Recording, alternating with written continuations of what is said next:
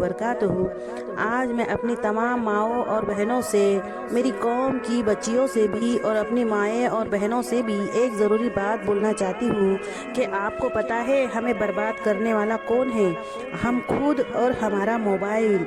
आज हम जवान बच्चियों के हाथ में फ़ोन देकर बाहर चली जाती है और बच्चियाँ घर में तन्हाई के आलम में उनके पास फ़ोन होता है और हम उनके ऊपर ध्यान नहीं देती और ये सोचती है कि हमारी बच्चियाँ तो घर से बाहर भी नहीं जाती और फिक्र करने की कोई बात नहीं। लेकिन यकीन मानिए, अगर आपकी बच्ची के हाथ में फ़ोन होगा तो इससे बड़ी खतरे की बात आपके लिए और कोई नहीं हो सकती।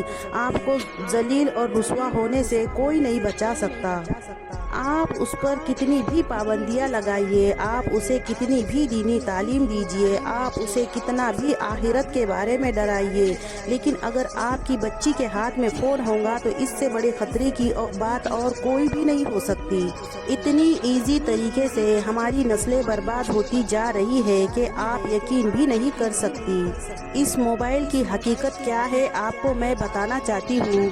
मानो कि कोई जिन जैसे घर में दाखिल हुआ और किसी को नज़र भी नहीं आया और जिस पर हावी हुआ था उससे उसने बात भी कर ली और अपने बुरे असरात भी उस पर छोड़ गया और हमारे सामने से होकर गुजर गया और हमें पता भी नहीं चला।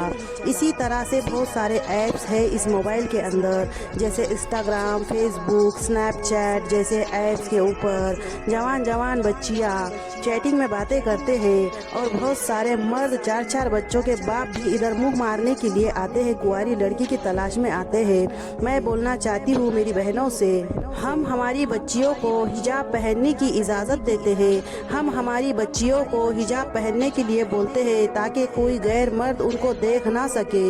लेकिन अगर आपकी बच्ची के हाथ में मोबाइल होगा तो मर्द देखेगा तो नहीं, लेकिन आपकी बच्ची से बात करके चला जाएगा और आपको पता भी नहीं चलेगा। मुझे बहुत फ़ख्र था अपने मुस्लिम भाइयों पर, लेकिन आज मुझे बहुत अफसोस के साथ ये बोलना पड़ रहा है कि इन ऐप्स के ऊपर आने के बाद किसी का कोई धर्म, किसी की कोई मज़हब, किसी का कोई मतलब नहीं।